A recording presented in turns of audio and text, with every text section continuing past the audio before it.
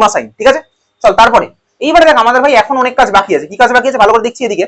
দেখ এই অক্সিজেনে ভাই এখনো কে রয়েছে, পিজেড এ ইলেকট্রন আছে, ওই অক্সিজেনে দেখ পিজেড আমার ইলেকট্রন আছে। তাহলে এবার আমরা আঁকবো হচ্ছে পিজেডটাকে, ঠিক আছে।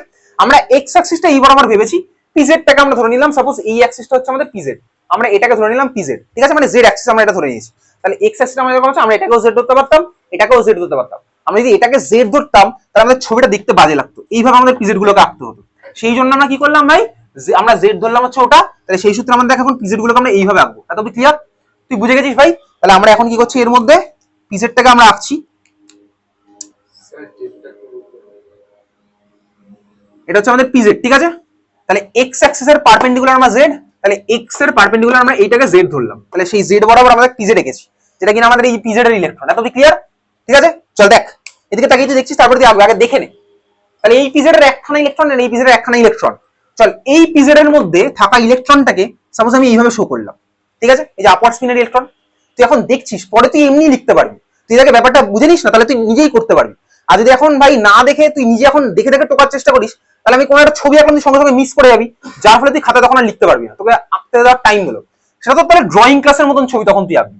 তাহলে তোকে আমি এখন একটা জিনিস বলছি, আর তুই দেখে ইনস্ট্যান্টলি টোকার চেষ্টা করছিস, তাহলে সমস্যাটা যেটা হবে, তুই যখন এদিকে তাকিয়ে আবার খাতার দিকে দিচ্ছিস, তখন আমি এখানে কোনো একটা দাগ দিলাম, তুই সেটা মিস করে যাবি, যার ফলে তোকে যখন আমি পরে টোকার টাইম দেবো, তখন তুই একটা ড্রয়িং ক্লাসের মতন দেখে দেখে টুকবি। ড্রয়িং ক্লাসের মতন দেখে দেখে টোকা মানে তুই জানিস ভাই, ওই যে একটা মানুষ হেঁটে যাচ্ছে, ঠিক আছে, কাঁধে একটা ব্যাগ আছে, পাখি উড়ে যাচ্ছে পিছন দিয়ে, যেরকম আমরা ছোটবেলায় ড্রয়িং ক্লাসে করতাম, সেরকম ব্যাপারটা আর কি। একটা বাড়ি, পিছনে দুখানা পাহাড়, ওই ব্যাপারটা, ঠিক আছে। তাহলে যখন দেখ আমি দাগটা কেন দিচ্ছি, ওবির কথায় আসি এবার। ওবির পিজেড আমার আঁকা হয়ে গেছে, ওবির পিজেডের মধ্যে এই ইলেকট্রনটাকে ডাউনওয়ার্ড স্পিন আমরা এইভাবে দিলাম, হয়ে গেছে। তোকে এখন খাতার মধ্যে আঁকতে হবে না, তুই ব্যাপারটা বুঝে গেছিস। দেখ এবার এদের মধ্যে সাইড ওয়াইজ ওভারল্যাপ করতে হবে, আমাদের দেখাতে হবে, কারণ এই যে সিগমা বন্ড ফর্ম হওয়ার পরে দেখ আমি দেখতে পাচ্ছি ভাই দুখানা আমার প্যারালাল রয়েছে, এবার এদের মধ্যে আমার সাইড ওয়াইজ ওভারল্যাপ হবে। সেই সাইড ওয়াইজ ওভারল্যাপকে আমরা এরকম এক্সপ্যান্ড করে করে আঁকবো না ভাই, সেটা আমরা কিভাবে দেখাই, দেখ এদের মধ্যে জাস্ট আমরা এরকম দাগ দিয়ে দিই, এদের মধ্যে আমরা এরকম একটা দাগ দিয়ে দিই, ঠিক আছে। দাগ দিয়ে জাস্ট যে কোনো একটা দাগের উপর আমরা লিখে দিই পাই। এই ছবিটাকে যদি আমরা এর মধ্যে ইমপ্লিমেন্ট করতে চাই, আমরা কিভাবে দেখাবো, দাগ দিয়ে এদের মধ্যে পাই, বোঝা গেছে। তাহলে তুই ছবিটা খাতার মধ্যে আঁক, এই ছবিটা আঁক খাতার মধ্যে, তারপরে বলছি কেন ওয়াই করতে পারলাম না কেন সেটা আমি তোকে বলছি। কারণ আমি এখানে আগেই ধরে নিয়েছি এটা পিওয়াই, আমি আগেই ধরে নিয়েছি এটা পিওয়াই। কবার ধরবো এক জিনিস, আমি আগেই অলরেডি ধরে ফেলেছি যে পিওয়াই তে ইলেকট্রনটা আছে, পিওয়াই এর ইলেকট্রন আমার পার্টিসিপেট করতে পারবে না, কারণ পিওয়াই এর ইলেকট্রন হচ্ছে আমার ভাই পুরো ফুলফিল। তাহলে পিজেডে আমার সিঙ্গেল ইলেকট্রন ছিল, তাহলে সেই সূত্রে আমি এটাকে পিজেড ধরেছি, তাহলে সেই সূত্রে ছবিটা আমার এরকম হয়েছে। আমি একবার ফার্স্টেই ধরে ফেলেছি এক্স হচ্ছে ইন্টারনিউক্লিয়ার অ্যাক্সিস, তাহলে আমি তারপরে ধরলাম কি এটা পিওয়াই, তাহলে সেই সূত্রটা হয়ে গেল পিজেড, তাহলে পিওয়াই আমার সাইড হয়ে গেলে পার্টিসিপেট করতে পারতো না, ঠিক আছে। যদি আমি এটাকে পিজেড রাখতাম তাহলে এটা পিওয়াই হতো, তাহলে এটা পিওয়াই হতো, তখন এগুলো পিওয়াই পিওয়াই হয়ে যেত, একই ব্যাপার, বুঝা গেল, ক্লিয়ার। তাহলে এই ছবিটা তুই খাতার মধ্যে লিখে ফেল।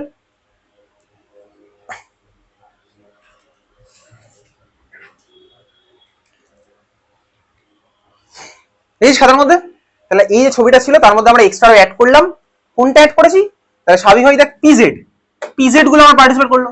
পিওয়াই কেন করতে পারলো না বুঝেছিস, পিওয়াই কেন করতে পারেনি, তার কারণ হচ্ছে এত কিছু সবাই রাখা হয়ে গেছে, এই সবাই খাতার মধ্যে। আচ্ছা এই যে পারপেন্ডিকুলার যেগুলো দিলাম না, এর নিচে তুই পিজেড পিজেড লিখে দে, তাহলে এর নিচে লিখে দিলাম হচ্ছে পিজেড আর পিজেড, হয়ে গেছে। আমরা ভাই প্লাস মাইনাস আর দিচ্ছি না, ছবির মধ্যে প্লাস মাইনাস এর কোনো দরকার পড়ে না, আমরা জানি ভাই সেম ফেজ না থাকলে ওভারল্যাপ আমাদের হবে না, সেটুকু আমরা জানি, তাহলে আমরা বারবার প্লাস মাইনাস সাইন দেবো না, ঠিক আছে, আমরা আঁকা খাতার মধ্যে।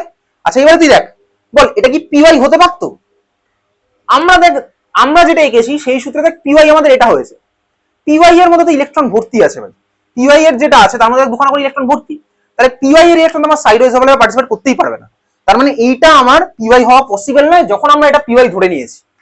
যদি আমরা এটাকে পিওয়াই ধরে এটাকে পিজেড ধরতাম তখন আমার হতেই পারতো, তখন আমি আবার এগুলোকে পিজেড রাখতে পারতাম না, বোঝা গেল, এটা কি ক্লিয়ার, বুঝতে পেরেছিস। তাহলে আমাদের কি হয়েছে ভাই, যেহেতু আমরা আগেই ধরে নিয়েছি পিওয়াই এটা, তার মানে এটা আমাদের পিওয়াই, তাহলে আমাদের যদি এটা পিওয়াই হয় তাহলে স্বাভাবিকভাবে ভাই পিওয়াই তে ইলেকট্রন ভর্তি, এ তো আমার কোনো বন্ডিং এ পার্টিসিপেট করতে পারবে না। তাহলে পিএক্স আমাদের ছিল সিগমা বন্ডের পার্টিসিপেশনে, পিজেড পিজেড বাকি রয়েছে, পিজেড গুলো রয়েছে আমার ভাই প্যারালাল, পিওয়াই ও প্যারালাল রয়েছে, কিন্তু দুঃখের বিষয় পিওয়াই তো বন্ডিং এ পার্টিসিপেট করতে পারবে না, ঠিক আছে। তাহলে পিওয়াই আমার বন্ডিং এ পার্টিসিপেট করতে পারেনি, পিজেড পিজেড এর মধ্যে আমার পাই বন্ডটা ফর্ম হলো, তাহলে ছবিটা আমরা এরকম আঁকলাম, বোঝা গেল। তাহলে এই যে বক্স ডায়াগ্রাম, এই বক্স ডায়াগ্রামটার অ্যাকচুয়াল ডায়াগ্রামটা আমার এরকম, বোঝা গেল। এই যে বক্স করে যেটা আমরা রাখছিলাম তার অ্যাকচুয়াল ছবিটা হচ্ছে আমাদের এরকম। এত ক্লিয়ার? তাহলে তুই দেখ এই যে দুখানা অক্সিজেনের মধ্যে যে দুখানা বন্ড আমরা ক্লাস 10 লেভেলে আঁকতাম না, তুই বলতো এই দুখানা বন্ডের মধ্যে একটা কি বন্ড, প্রথম বন্ডটা কি বন্ড বলতো? Sigma bond. দেখ তার মানে এই দুখানা বন্ডের মধ্যে একটা হচ্ছে আমার সিগমা বন্ড, আরেকখানা বন্ড কি বলতো? আরেকখানা বন্ড হচ্ছে আমাদের পাই বন্ড। তাহলে একখানা সিগমা একখানা পাই। এই লুইস ডট স্ট্রাকচারের মধ্যে সিগমা পাই দেওয়ার মানে কিন্তু এরকম নয় যেদিকে টাকা উপরেরটা সিগমা নিচেরটা পাই, এর মধ্যে এরকম কোনো মান নেই।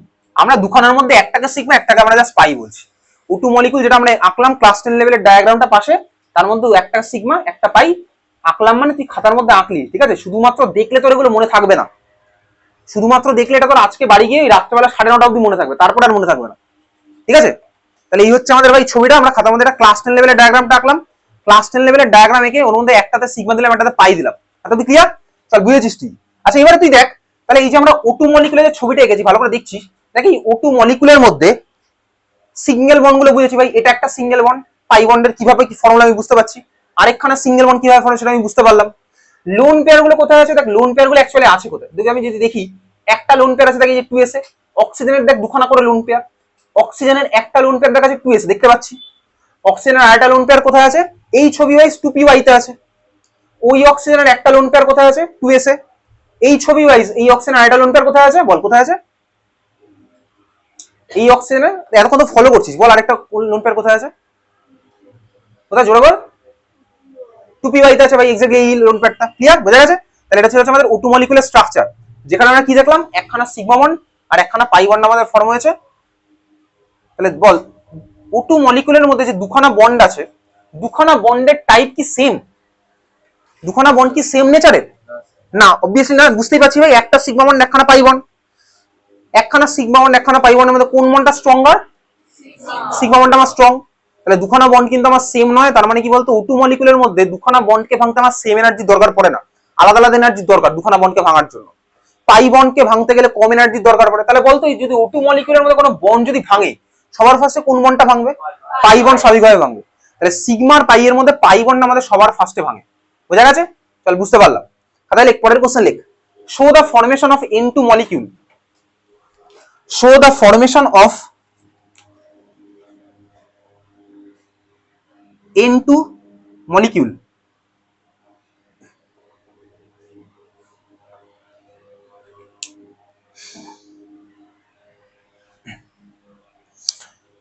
N2 মলিকুলের ক্লাস 10 লেভেলের ডায়াগ্রামটা আঁকতো খাতার মধ্যে দিই, যেটা একটা 10 সেকেন্ড টাইম ম্যাক্সিমাম। N2 মলিকুলের ক্লাস 10 লেভেলের ডায়াগ্রাম, যেটা আমরা O2 মলিকুলে রাখলাম সেই একই ভাবে। তুই ক্লাস 9 10 লেভেলে যেভাবে N2 মলিকুলে আঁকতিস, এই খাতার মধ্যে বেসিক্যালি আমরা N2 মলিকুলকে ক্লাস 9 10 লেভেলে আঁকতাম। N triple bond N, N এর মাথায় একটা লোন পেয়ার, ওই নাইট্রোজেনের মাথায় কটা লোন পেয়ার হবে? একটাই লোন পেয়ার। আমরা দেখছিলাম ভাই নাইট্রোজেনের তিনখানা বন্ড হলে নাইট্রোজেনের মধ্যে একটা লোন পেয়ার থাকে। ফর্মাল চার্জ কত হবে নাইট্রোজেন গুলোর? ফর্মাল চার্জ কত হবে? 0। ফর্মুলায় বসিয়ে দেখতে পারি, বা আমাদের ভাই শর্টকাটও মুখস্থ রয়ে গেছিল যে ট্রিপল বন্ডেড নাইট্রোজেন গুলোর ফর্মাল চার্জ আমাদের 0 হয়। তাহলে এটা হচ্ছে আমাদের N2 মলিকুলের ক্লাস 9 10 লেভেলের স্ট্রাকচার হচ্ছে আমাদের এটা। এবার আমরা নাইট্রোজেনের ওই রকমের ডায়াগ্রাম আঁকবো, ঠিক আছে? চল তুই খাতার ফার্স্টে যে কোনো একখানা নাইট্রোজেন বল, নাইট্রোজেন ইলেকট্রনিক কনফিগারেশন কি হয় বল? নাইট্রোজেনের ইলেকট্রনিক কনফিগারেশন কি হয়? 2s2p3। চল শুরু করা যাক। তাহলে নাইট্রোজেনের 2s এর দুখানা ইলেকট্রন, 2p তে তিনটে ইলেকট্রন, 2s2p3। এই হচ্ছে আমরা ছবি আঁকলাম 2s2p3, ঠিক আছে? আচ্ছা আমাদের খাতায় কোশ্চেনটা কি ছিল? Show the formation of N2 molecule, ব্র্যাকেটে লেখ x internuclear axis, x internuclear Axis.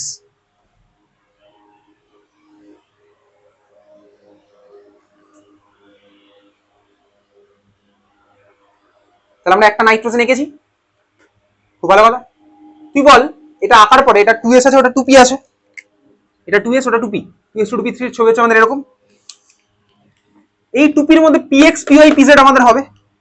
তো আমাদের ভাই দুখানা নাইট্রোজেনের মধ্যে তিনখানা বন্ড ফর্ম হয়। তাহলে বল এই নাইট্রোজেন গুলোর মধ্যে আমি কোনটাকে px কোনটাকে py কোনটাকে pz দেবো? আমি যে কোনো একটাকে যা ইচ্ছা দিতে পারি, যে কোনো একটাকে আমি যা ইচ্ছা দিতে পারি, কিন্তু শুধুমাত্র আমাদের ফার্স্টে ফর্ম হবে সিগমা বন্ডটা, ফার্স্টে আমাদের সিগমা বন্ডই ফর্ম হয়, ঠিক আছে? দুখানা নাইট্রোজেনের মধ্যে তিনখানা বন্ড রয়েছে, তাহলে একখানা নাইট্রোজেনকে ধর আমি এইভাবে রিপ্রেজেন্ট করলাম, এদিকে তাকিয়ে দেখ, আরেকখানা নাইট্রোজেনকেও আমি এইভাবেই রিপ্রেজেন্ট করতে পারবো? বল, পারবো না। কি করতে হবে? আরেকটার মধ্যে উল্টো স্পিন করতে হবে। এটা আমি বুঝে গেছি ভাই। বন্ড ফর্ম করতে গেলে ভাই দুজনের মধ্যে আমাকে স্পিন গুলো উল্টে দিতে হবে। তাহলে সেই সূত্রে আমার ডায়াগ্রামটা এখন অব্দি এত হয়েছে। আমি এঁকে ফেললাম খাতার মধ্যে, বক্স ডায়াগ্রামটা আমি সাথে সাথেই আঁকছি, ঠিক আছে, খাতার মধ্যে আঁকলাম। আচ্ছা এইবারে দেখ, আমাদের বলেছে ভাই এক্স হচ্ছে ইন্টারনিউক্লিয়ার অ্যাক্সিস, তার মানে এক্স অ্যাক্সিস বরাবর আমাদের কি ফর্ম হবে? সিগমা বন্ডটা ফর্ম হবে। খুব ভালো কথা। তাহলে দেখ আমি এই টুপির মধ্যে যে কোনো একটাকে পিএক্স, যে কোনো একটাকে পিওয়াই, যে কোনো একটা পিজেড দিতেই পারি, অসুবিধার কিচ্ছু নেই।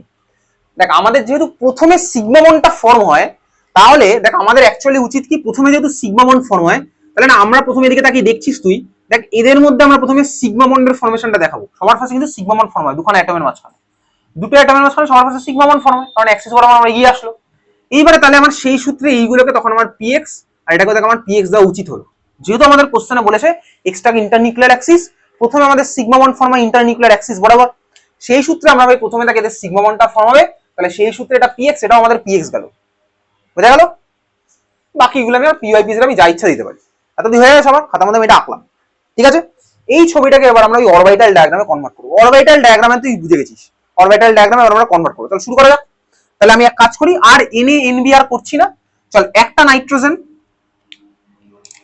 একখানা নাইট্রোজেনের এক্স অ্যাক্সিস বরাবর থাকা পিএক্স, আরেকখানা নাইট্রোজেনের এক্স অ্যাক্সিস বরাবর থাকা পিএক্স এর সাথে আমাদের ভাই সিগমা বন্ডটার ফর্ম হয়েছে।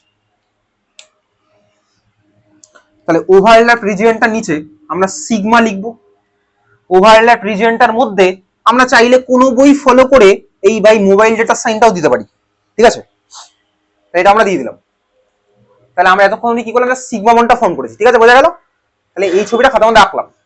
তো যেখানে ভাই এই যে দুখানা পি অরবিটাল যেটা আমরা এঁকেছি, এই দুখানা অরবিটাল হচ্ছে আমার কি বেসিক্যালি পিএক্স পিএক্স, তাহলে আমরা ভাই এদের পাশে পিএক্স পিএক্স তো লিখে দিলাম।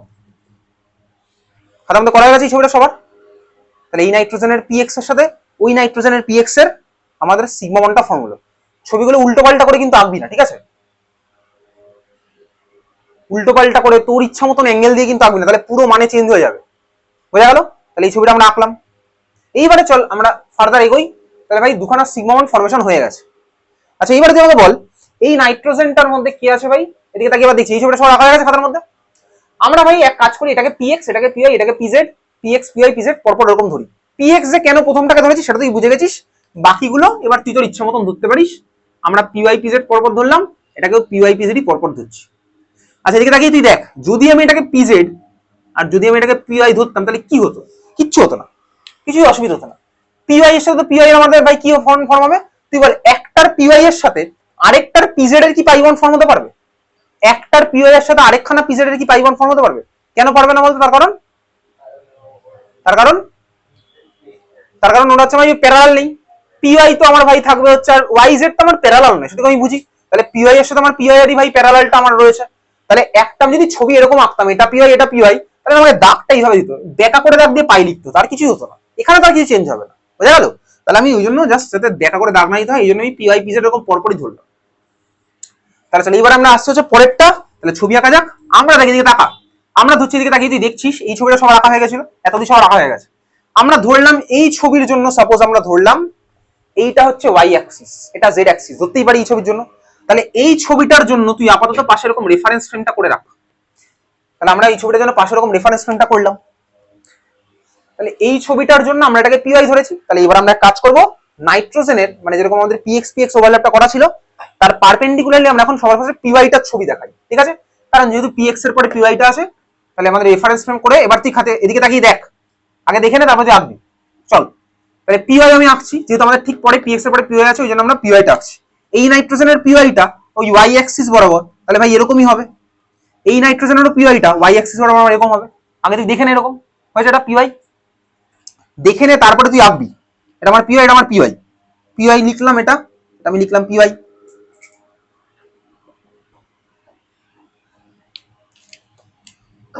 এটা পিওয়াই আছে, এটা পিওয়াই আছে। পিওয়াই এর মধ্যে একটা ইলেকট্রন, ওই পিওয়াই তো একটা ইলেকট্রন। এটার ইলেকট্রনকে সাপোজ আমি এরকম আপওয়ার্ডটা এরকম ভাবে দিলাম, ওটার পিওয়াই এর ইলেকট্রনকে এরকম আমি ডাউনওয়ার্ড দিলাম, হয়েছে এরকম। খাতা মধ্যে পড়ে রাখবি, দেখে নে।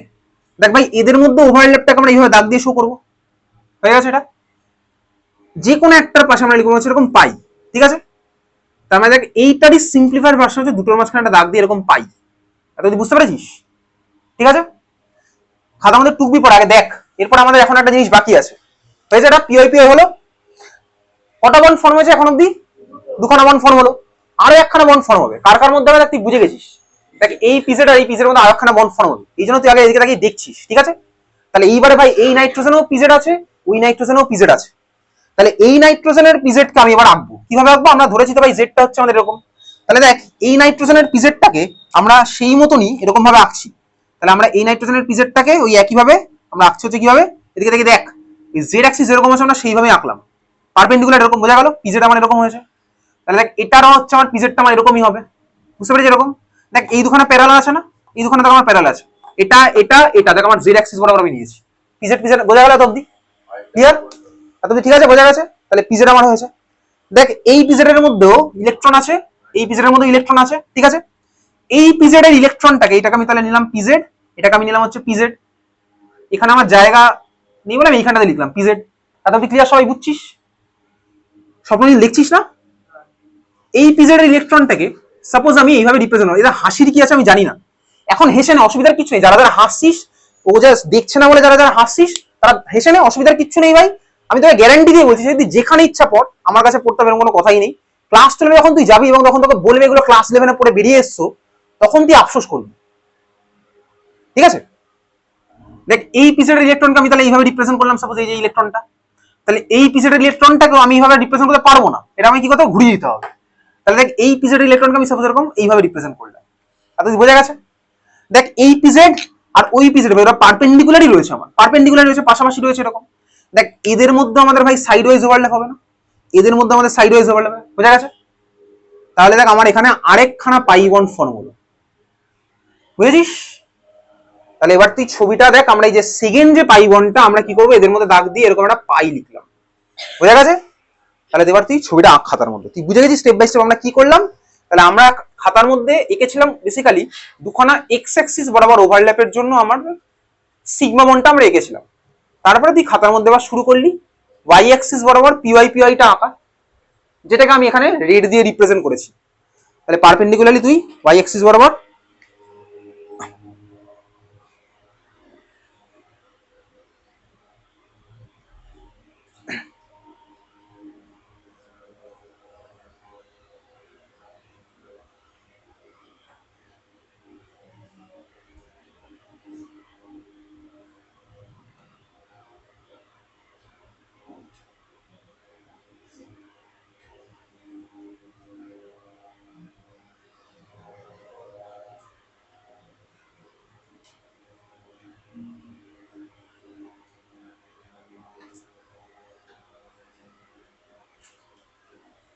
ঠিক আছে, পারপেন্ডিকুলারলি আমরা পিওয়াই দিয়ে দুটোর মধ্যে ইলেকট্রন এইভাবে দিয়ে আমরা সাইড ওয়াইজ ওভারল্যাপ করলাম। একটা একটা করে আঁকবো, ঠিক আছে? তুই একসাথে পিওয়াই পিজেড এঁকে ফেলবি না, আগে তুই পিওয়াইটা এঁকে ফেল, তারপরে তুই পিজেডটার পিছনে যা, তাহলে তুই স্টেপ বাই স্টেপ বুঝতে পারবি, তো ছবিটা পুরো লজিক্যাল হবে। আর এই যে ড্রয়িং ক্লাসের মতন আঁকতে গেলে কিন্তু ছবি কমপ্লেক্স হয়ে যাবে, কিছু বুঝতেই পারবো না। ঠিক আছে, তাহলে পিওয়াই আর পিওয়াই এর মধ্যে ইলেকট্রনটা দিয়ে আমরা সাইড ওয়াইজ ওভারল্যাপ করে ফেলি। ঠিক আছে, করেছিস? করে ফেলার পরে স্টেপ বাই স্টেপ তারপরে আমরা দিলাম হচ্ছে ওদের মধ্যে ওই লাল কালিতে আমি তোকে বেসিক্যালি দুখানার পিওয়াই এর মধ্যে সাইড ওয়াইজ ওভারল্যাপটা দেখিয়ে যে কোনো একটা দাগের উপর আমি পাই লিখেছি। তারপরে এবার আমি গেলাম হচ্ছে পিজেড আঁকতে। আমি যেখানে রেফারেন্স যেরকম জেড নিয়েছি আমি সেই বরাবরই পিজেড দুখানার মধ্যে আঁকলাম, একে তারপরে আমি দুখানার মধ্যে ইলেকট্রন দিলাম, যেটাকে আমি এখানে গ্রিন দিয়ে রিপ্রেজেন্ট করেছি। ওটার ইলেকট্রন আর এটার ইলেকট্রনের মধ্যে সাইড ওয়াইজ ওভারল্যাপ হবে, তাহলে এটার পিজেড এর সাথে ওটার পিজেডেরই আমি সাইড ওয়াইজ ওভারল্যাপ করলাম। একইভাবে দুখানা লোবের মধ্যেই আমাকে করতে হবে, তাহলে এটার সাথে এটা গেল, তারপর আমার এটার সাথে ওটা গেল, দিয়ে আমি তারপরে আবার একটা পাই লিখলাম, অন্য কালি দিয়ে লিখলাম, যার ফলে আমার কাছে পুরো জিনিসটা ক্লিয়ার হলো যে আমার প্রথমে সিগমা বন্ড ফর্ম হয়েছে। সিগমা বন্ডটাকে আমরা এখানে যেহেতু ইন্টারনিউক্লিয়ার অ্যাক্সিস কোশ্চেনে এক্স বলেছিল, সেই সূত্রে আমাদের পিএক্স এর মধ্যে ওভারল্যাপের জন্য এক্স অ্যাক্সিস বরাবর সিগমা বন্ডটার ফর্ম হয়েছিল। তারপরে আমরা গেলাম হচ্ছে কোথায় ভাই, পিওয়াই, যেহেতু আমরা পিওয়াই পড়াটা ধরেছি, পিওয়াইটাকে আঁকলাম ওই যে এরকম রেফারেন্স ফ্রেম নিয়েছি সেই বরাবর। তাহলে পিওয়াই দুখানার মধ্যে একে দুখানার পিওয়াই তো আমার প্যারালাল হবে, পিওয়াই এর মধ্যে হলো side wise overlap. Side wise ওভারল্যাপটা আমরা কিভাবে আঁকলাম, ওই যে ভাই এটার অ্যাবভ দ্য প্লেন লোবের সাথে ওটার বিলো অ্যাবভ দ্য প্লেন লোবের ওভারল্যাপ দেখালাম, আর এটার বিলো দ্য প্লেনের সাথে দাগ দিয়ে সেরকম দেখিয়ে দিলাম, তাহলে পিওয়াই পিওয়াই হলো।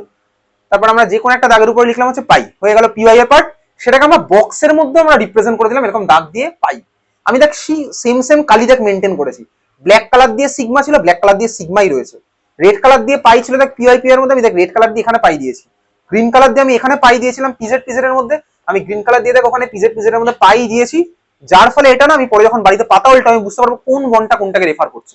ঠিক এই কারণে আমি ওই সেম সেম কালি দিয়ে রিপ্রেজেন্ট করেছি দুখানার মধ্যে। ঠিক আছে, তাহলে বুঝতে পারলাম? এত ক্লিয়ার? বুঝতে পেরেছিস? হয়েছে? তাহলে এই হচ্ছে আমাদের ভাই পিজেড এর গল্প। পিজেড আঁকলাম, সাইড ওয়াইজ ওভারল্যাপ করলাম, আমাদের ফর্মুলা N2 মলিকিউল। এবার এই N2 মলিকিউলের যে স্ট্রাকচারটা আমরা আঁকলাম, তাহলে বল এবার লোন পেয়ারটা N2 এর মধ্যে কটা লোন পেয়ার ছিল? দুখানা লোন পেয়ার। দেখ এই যে N2 মলিকিউল যেটা আমরা ক্লাস 10 লেভেলের ভার্সন এঁকেছিলাম, এই তিনখানা বন্ডের মধ্যে বল প্রথম কোন বন্ডটা ফর্ম হয়েছে?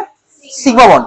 তাহলে তিনটে বন্ডের মধ্যে বলতে কি কি বন্ড আছে? বেসিক্যালি একটা সিগমা আর দুখানা পাই, তাই না? দেখতেই পাচ্ছি একখানা সিগমা বন্ড আছে আর দুখানা পাই বন্ড আছে, তাই না? তাহলে আমি দেখলাম ভাই ডাবল বন্ড যখন ছিল তখন কি ছিল? একখানা সিগমা একখানা পাই।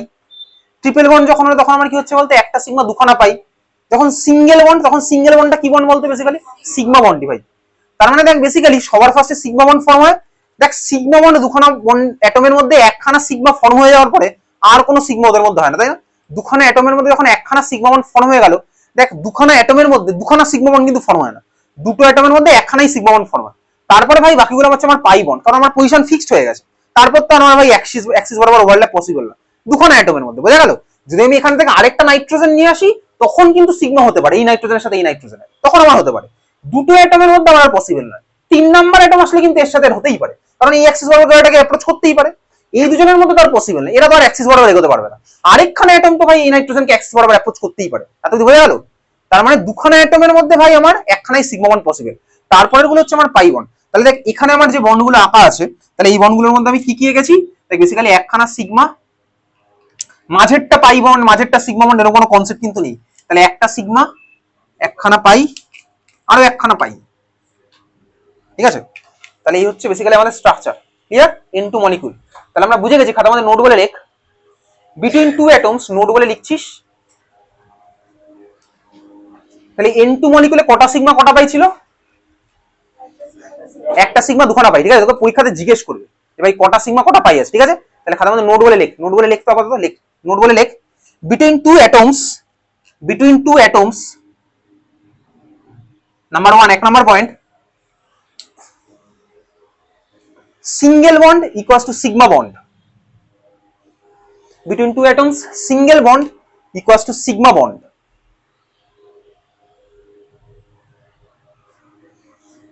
2 number point লেখ, double bond equals to 1 sigma plus 1 pi.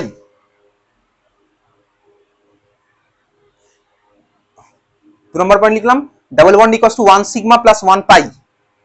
3 number point লেখ, triple bond equals to 1 sigma plus 2 pi. 1 sigma plus 2 pi. তাহলে দুখানা অ্যাটমের মধ্যে ভাই যখন বেসিক্যালি আমার সিগমা বন্ড আছে, একটা সিঙ্গেল বন্ড আছে, সিঙ্গেল বন্ডটা হচ্ছে আমার সিগমা বন্ড। যখন ডাবল বন্ড আছে তখন হচ্ছে একটা সিগমা একটা পাই বন্ড। যখন ট্রিপল বন্ড আছে তখন আমার কি বেসিক্যালি একটা সিগমা দুখানা পাই বন্ড। ক্লিয়ার? বোঝা গেল? তোকে পরীক্ষাতে এরকম কোশ্চেন জিজ্ঞেস করবে। কিরকম কোশ্চেন জিজ্ঞেস করবে? আমরা সেখানেই ডাইরেক্ট চলে আসছি, chemical bonding chapter as well as আমাদের আজ থেকে ভাই অর্গানিক কেমিস্ট্রিও স্টার্ট হয়ে গেল সাইমালটেনিয়াসলি। ঠিক আছে, তোকে আমি প্রথম ক্লাস এখানে ক্লাসের মধ্যে কি বলেছিলাম, আমরা জুলাই মাসে অর্গানিক কেমিস্ট্রি স্টার্ট করবো। তার আগে তোকে ক্লাস 10 এর অর্গানিক ডিভাইস করতে তোকে আমি বাড়িতে বলেছিলাম ফার্স্ট ক্লাস। এখানে এপ্রিল মাসের প্রথম যে ক্লাস হয়েছিল, ক্লাস 11 এর ফার্স্ট ক্লাসে এই কথাটা বলেছিলাম, যদি ক্লাস 10 এর অর্গানিক কেমিস্ট্রি বাড়িতে রিভাইজ করতে থাকবি, আমরা জুলাই মাস থেকে এখন অর্গানিক স্টার্ট করবো, সেটা আমাদের আজ থেকে স্টার্ট হয়ে গেল। তো ক্লাস 10 এর ভাই বেসিক্যালি অর্গানিক তাহলে রিভাইজ করা হয়ে গেছে বাড়িতে, এতদিন 3 মাস তো টাইম পেয়েছিস। সবাইকে এইভাবে বলেছিলাম প্রথম ক্লাস দেখতে, যারা পরে জয়েন করেছে, যারা শুরুতে জয়েন করেছে, যারা করেনি, সবাই ভাই প্রথম ক্লাস দেখেছে। তাহলে ভাই সবাই বাড়িতে অর্গানিকটা সেই মতন রিভাইজ করেছে। আমাদের আজ থেকে শুরু হলো হচ্ছে অর্গানিক সাইমালটেনিয়াসলি আমাদের স্টার্ট হলো।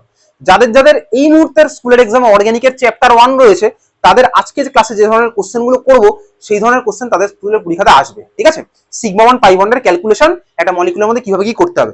লেখ ফার্স্ট কোশ্চেন লেখ, প্রত্যেকটা মলিকুলের মধ্যে সিগমা বন্ড আর পাই বন্ড বলতে হবে। ঠিক আছে, চল question number 1, basically sigma bond কটা আছে আর পাই বন্ড কটা আছে। 1 number question acetylene, acetylene, acetylene class 10 লেভেলের মলিকিউল অ্যাসিটিলিন। বল অ্যাসিটিলিনের ফর্মুলা কি ছিল বলতো ক্লাস 10 লেভেলের? C2H2, এক্স্যাক্টলি অ্যাসিটিলিন মলিকুলের ফর্মুলা ছিল C2H2। অ্যাসিটিলিন মলিকুলার স্ট্রাকচার কি ছিল বলতো? অ্যাসিটিলিন মলিকুলার স্ট্রাকচার ছিল হচ্ছে এটা অ্যাসিটিলিন মলিকুলার স্ট্রাকচার। আমি তোকে ভাই অ্যাসিটিলিন মলিকুলার স্ট্রাকচার আর ক্লাস 10 লেভেলে রিভাইজ করাবো না, ক্লাস 10 লেভেলে প্রত্যেকটা বইতে এই স্ট্রাকচার রাখা আছে। এটা হচ্ছে acetylene molecule, CA triple bond C single bond H single bond H। Class 10 লেভেলের বই CBSE হোক ISC হোক যে বই বোর্ডই হোক না কেন, ক্লাস 10 লেভেলের যে কোনো বোর্ড, সেটা ওয়েস্ট বেঙ্গল বোর্ড হোক আসাম বোর্ড হোক যে বোর্ড হোক ভাই, ক্লাস 10 লেভেলে এইটা অন্তত রয়েছে অ্যাসিটিলিনের স্ট্রাকচার আমাদের এটা, ঠিক আছে? তাহলে C triple bond C single bond H, এটা হচ্ছে আমাদের অ্যাসিটিলিনের স্ট্রাকচার। বল এই মলিকুলটার মধ্যে বল সিগমা বন্ড কটা আছে আর পাই বন্ড কটা আছে বল, কাউন্ট কর। তাহলে হচ্ছে এটা একখানা সিগমা বন্ড CH বন্ডটা, এই CH টা আরেকখানা sigma bond, C triple bond C এর মধ্যে আরেকখানা সিগমা আছে, তাহলে হলো টোটাল কথা তিনখানা সিগমা বন্ড। পাই বন্ড কটা আছে এর মধ্যে? দুখানা পাই বন্ড, ঠিক আছে? তিনখানা সিগমা দুখানা পাই। ওকে, সেকেন্ড কোশ্চেন, অ্যাসিটিলিন মলিকুলের মধ্যে আমাদের কটা হলো? সিগমা পাই বুঝতে পারলাম, সিঙ্গেল বন্ড মানে সিগমা বন্ড, তাহলে এটা সিগমা ওটা সিগমা, ট্রিপল এর মধ্যে আরেকখানা সিগমা, তাহলে তিনখানা হলো সিগমা বন্ড আর দুখানা হলো আমাদের পাই বন্ড, ঠিক আছে? পরের কোশ্চেন, অঙ্কুশ যা ডান দিকে চাপ। Ethylene, ethylene ETHYLENE, ETHYLENE ethylene. Class 10 লেভেলে ইথিলিনের ফর্মুলা পড়েছিলাম, বল দেখি কেউ ইথিলিনের ফর্মুলা কি ছিল? C2H4, exactly C2H4। Ethylene মলিকুলের class 10 লেভেলের স্ট্রাকচার কি ছিল ভাই? প্রত্যেকটা বোর্ডে রয়েছে, CBSE এর NCERT হোক বা ICSE যে কোনো বই, ক্লাস 10 লেভেলে ইথিলিনের স্ট্রাকচার আমরা সবাই এঁকেছিলাম। কি করতাম বেসিক্যালি ক্লাস 10 লেভেলে ইথিলিনের structure? C double bond C, C double bond C, তারপর দুখানা কার্বনে কটা করে হাইড্রোজেন বলতো? দুখানা করে হাইড্রোজেন। তাহলে ক্লাস 10 লেভেলে আমরা ভাই ইথিলিনের স্ট্রাকচার সবাই এঁকেছিলাম, C ডাবল বন্ড C, এই কার্বনে দুটো হাইড্রোজেন, এই কার্বনে দুখানা হাইড্রোজেন, ঠিক আছে? তো এই হচ্ছে আমাদের বেসিক্যালি ক্লাস 10 লেভেলের ইথিলিনের স্ট্রাকচার, যে কোনো বইতে আঁকা আছে। আমরা এই মুহূর্তে কোনো অ্যাঙ্গেল ট্যাঙ্গেল মেনটেন করে আঁকছি না, ঠিক আছে? অ্যাঙ্গেল মেনটেন করে আমরা এখন ওই জায়গায় যাইনি, আমরা আসবো সেখানে। তো যদি প্রপারলি অ্যাঙ্গেল মেনটেন করতে হয়, আমরা এক কাজ করি, প্রপার অ্যাঙ্গেলটা মেনটেন করেই আপাতত আঁকি, যেহেতু আমরা করছি তাহলে প্রপার অ্যাঙ্গেল মেনটেন করেই আঁকবো, ঠিক আছে? এটা ভাই ভুল স্ট্রাকচার অ্যাকচুয়ালি, আমরা ক্লাস 11 এ বুঝতেই পারবো, আজকে না হলে পরের দিন আমরা বুঝতে পারবো যেটা আমাদের অ্যাকচুয়ালি ভুল স্ট্রাকচার। এখানে অ্যাঙ্গেল গুলো উল্টো পাল্টা হয়ে গেছে, কোথাও 90 ডিগ্রি, কোথাও 90 ডিগ্রি, কোথাও আবার 180 ডিগ্রি। অ্যাকচুয়াল অ্যাঙ্গেল কত হয় তুই ক্লাস 10 লেভেলের বই খুলে দেখতে পারিস, ইথিলিনের স্ট্রাকচারে অ্যাঙ্গেলটা কেন অত হয় সেটা আমরা ক্লাস 11 এ বুঝতে পারবো। বেসিক্যালি অ্যাঙ্গেলটা হচ্ছে আমার বেসিক্যালি এরকম, এই রকমের ছবিটা ক্লাস 10 লেভেলের বইতে আছে, যেটা হচ্ছে আমার ইথিলিনের স্ট্রাকচার। এইটা হচ্ছে আমার স্ট্রাকচার, যেখানে এই অ্যাঙ্গেল গুলো 120 করে এরকম আছে, অ্যাঙ্গেল গুলো হচ্ছে 120। তাহলে আমরা ঠিক স্ট্রাকচারটা খাতার মধ্যে এঁকে রাখলাম, আর যদি কষ্ট হয় তাহলে আঁকার দরকার নেই, যদি খুব কষ্ট হয় এটা করতে তাহলে আঁকার দরকারই নেই, কষ্ট হলে ভাই সেই কাজটা করবোই না, সিম্পল সলিউশন, ঠিক আছে? তাহলে ইথিলিনের স্ট্রাকচার বল, সিগমা বন্ড কটা আর পাই বন্ড কটা? পাঁচখানা সিগমা আর একখানা পাই, ঠিক আছে? চল পাঁচটা সিগমা একটা পাই, ওকে? চল আঁকা হয়ে গেছে, এটা অ্যান্সার আমি লিখে ফেললাম। আচ্ছা তুই আমাকে বল, অ্যাসিটিলিন মলিকুলের IUPAC নেম কি ছিল বলতো? এটার IUPAC নেম কি ছিল? সব বোর্ডে ক্লাস 10 লেভেলে ছিলই ভাই, বেসিক IUPAC নাম কাছে এটা ছিল যে ইথাইন, ETHYNE। CBSE ISC সব বোর্ডে ছিল, CBSE বোর্ডে এই নমেনক্লেচার ছিল, methane, ethane, propane, ethyne, ethene সব ছিল ভাই, প্রত্যেকটা বোর্ডে ছিল। প্রোপিন এই নমেনক্লেচার ছিল, বেসিক লেভেলের নমেনক্লেচার অন্তত সব বোর্ডেই ছিল। অ্যালকোহলের নমেনক্লেচার ছিল, ঠিক আছে? তাহলে এই মলিকুলটার নাম কি বেসিক্যালি? ইথাইন, মনে আছে ক্লাস 10 লেভেলে? Ethyne, ETHYNE। IUPAC নেম তাহলে কি মলিকুলটার? ETHYNE। যারা যারা জানিস না তাদেরকে পরের দিন ধরবো আবার, ঠিক আছে? তাহলে এটার IUPAC নেম কি? Ethyne, ETHYNE। ক্লাস 10 লেভেলের বইতে তোর আছে। ইথিলিন মলিকুলটার IUPAC নেম কি বলতে? বেসিক্যালি ইথিন, ETHENE, তাই না? ইথিলিন মলিকুলটার IUPAC নেম হচ্ছে ইথিন। তাহলে ইথিলিন ছিল হচ্ছে কমন নেম, এটা ক্লাস 10 লেভেলের কোশ্চেন। ইথিলিন হচ্ছে কমন নেম, অ্যাসিটিলিন হচ্ছে কমন নেম, এগুলো হচ্ছে কমন নেম, ঠিক আছে? IUPAC নেম মানে কি ভাই? রুল টুল ফলো করে যে নামটা আছে সেটা হচ্ছে IUPAC name. IUPAC name acetylene molecular IUPAC name ছিল হচ্ছে ইথাইন, ETHYNE। আর ইথিলিন মলিকুলার IUPAC নেম ছিল হচ্ছে ইথিন। ক্লাস 10 লেভেলে এইসব কোশ্চেন আমাদের আসতো, ঠিক আছে? চল পরের কোশ্চেন,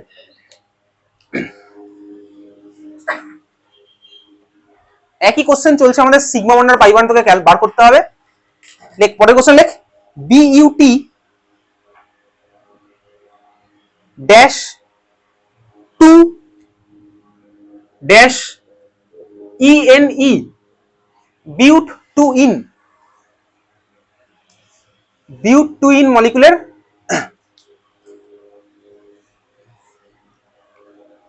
আইউপিএসি নমেনক্লেচার হচ্ছে বিউটুইন, এটা স্ট্রাকচারকে আমাদের বার করতে হবে, ঠিক আছে। সিবিএসসি বোর্ডে ক্লাস 10 লেভেলে ছিল নমেনক্লেচার অ্যালকিন, অ্যালকেন আর অ্যালকাইনের, ছিল না? প্রপ ওয়ানিনের নমেনক্লেচার করেছিলি, প্রপ ওয়ানিন। অ্যালকিন অ্যালকেন অ্যালকাইন যখন ছিল তখন এটাও ছিল, এটা এনসিইআরটির বইয়ের মধ্যে আছে, আজকেই দেখলাম, ঠিক আছে। প্রপ ওয়ানিনের কি করা হবে, প্রপ টুইনের কি করা হবে? বিউটুইন ক্লাস 10-এ সিবিএসসি বোর্ড শিখেছিলি একখানা কার্বন মানে মিথ, দুখানা কার্বন মানে ইথ, তিনটে কার্বন মানে প্রপ, চারটে কার্বন মানে বিউট, অ্যালকেন থাকলে এনি, অ্যালকিন থাকলে ইএনি, অ্যালকাইন থাকলে ওয়াইএনি, পজিশন তারপরে কিভাবে দিতে হবে, বিউট টুইন, প্রপ টুইন, এরকম ক্লাস 10 লেভেলে ছিল, ঠিক আছে। তো যাই হোক, চল বিউট টুইনের স্ট্রাকচার। বিউট টুইনের স্ট্রাকচার কিরকম কি হয়? বিউট টুইনের স্ট্রাকচার আমাকে ভাই তাহলে সবার ফার্স্টে আঁকতে হবে। তাহলে বিউট টুইন কিভাবে আঁকবো? আমি আপাতত তোকে শেখাচ্ছি না কিভাবে আঁকতে হবে, তোকে আমি টাইম দিলাম, ঠিক আছে। পর তুই বাড়িতে ক্লাস 10 লেভেলের ওই আইইউপিএসি উল্টাতে থাক। বিউট টুইন ওসব রুল টুল ফলো করলে আমরা এখানে আইইউপিএসি নমিনেচার করবো ডিসেম্বর মাসে করবো, অর্গানিক যখন শেষ হয়ে যাবে সবার শেষে আমরা আইইউপিএসি নমিনেচার করবো, সমস্ত কিছু শেষ হয়ে যাওয়ার পরে। তো বিউট টুইনের স্ট্রাকচার আমাদের যদি রুল টুল ফলো করে দেখি, সেই রুল আমি তোকে এখন শেখাচ্ছি না, রুল আমরা পরে গিয়ে শিখবো। বিউট মানে 4খানা কার্বন, টুইন মানে বেসিক্যালি 2 থেকে 3-এর দিকে একটা ডাবল বন্ড আছে, তারপরে আমরা হাইড্রোজেন দিয়ে ফুলফিল করি। হাইড্রোজেন দিয়ে ফুলফিল আমরা কিভাবে করি? বেসিক্যালি আমরা করি হচ্ছে ভাই, কার্বনের ভ্যালেন্সি কত হয়? 4। তাহলে কার্বনের ভ্যালেন্সি মানে বেসিক্যালি প্রত্যেকটাতে আমার ভাই থাকবে হচ্ছে 4টে করে বন্ড। এই মুহূর্তে এই কার্বনের কটা বন্ড আছে বলতো? একটা, এখনো 3খানা বন্ড আমার হবে। এই 3খানা বন্ডে আমরা ভাই বেসিক্যালি 3খানা হাইড্রোজেন লাগাবো, এটা আমরা ক্লাস 10 না শুনেছি। এই কার্বনের এখনো কটা বন্ড ফর্ম হবে? একখানা। এই কার্বনের কটা বন্ড ফর্ম হবে? এখনো একখানা। এই কার্বনের কটা হবে? 3টে। দেখ এইটা হচ্ছে আমাদের বেসিক্যালি বিউট টুইনের স্ট্রাকচার, ঠিক আছে। এটা হচ্ছে বিউট টুইনের স্ট্রাকচার। তো বলে আমাদের সিগমা বন্ড আর পাই বন্ড তুই কাউন্ট করে ফেলেছিস, তাহলে সিগমা হচ্ছে 11টা সিগমা বন্ড আর একখানা হচ্ছে আমাদের পাই বন্ড, তাই তো? 11টা সিগমা, একটা হচ্ছে আমাদের পাই বন্ড, ওকে। চল পরের কোশ্চেন। পরের কোশ্চেন হচ্ছে বিউটেন, বিউটিএনই, বিউটেন, বিউটিএনই, বিউটেন।